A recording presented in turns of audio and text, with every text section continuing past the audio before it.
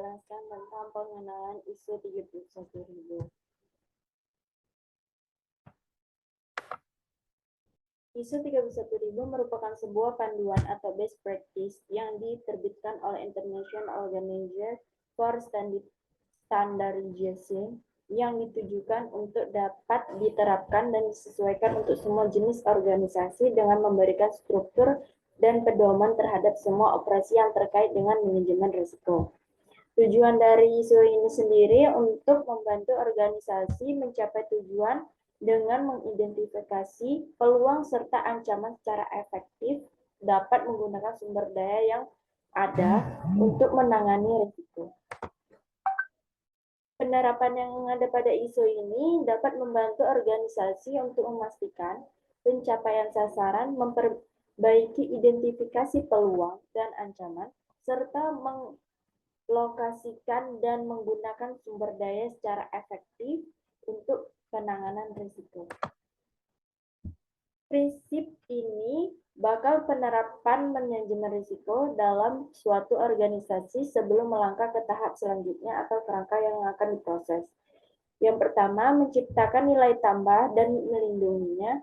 Penerapan manajemen risiko harus dapat meningkatkan kapabilitas sebuah organisasi dan dapat melindungi organisasi dari dampak risiko negatif. Yang kedua, bagian integral dalam proses organisasi manajemen risiko, tugas seluruh organisasi.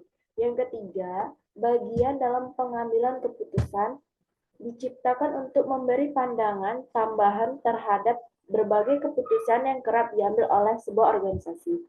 Yang keempat, secara eksplisit menangani ketidakpastian, dapat mengurangi efek ketidakpastian dengan cara memberikan parameter terhadap konsekuensi dari sebuah risiko. Yang kelima, sistematis, terstruktur, dan tepat waktu. Hal ini tidak terlepas dari adanya kerangka kerja dalam penerapan manajemen risiko. Yang keenam, berdasarkan informasi terbaik yang tersedia, relevan, terpercaya, dan tepat waktu. Yang ketujuh, dibuat sesuai kebutuhan, dikarenakan karakteristik setiap organisasi berbeda-beda, budaya dan struktur organisasi, mempertimbangkan faktor manusia dan budaya, berkenaan terhadap pertimbangan akan budaya, persepsi, dan kapabilitas sumber daya manusia. Transparan dan yang kesembilan, transparan dan inklusif.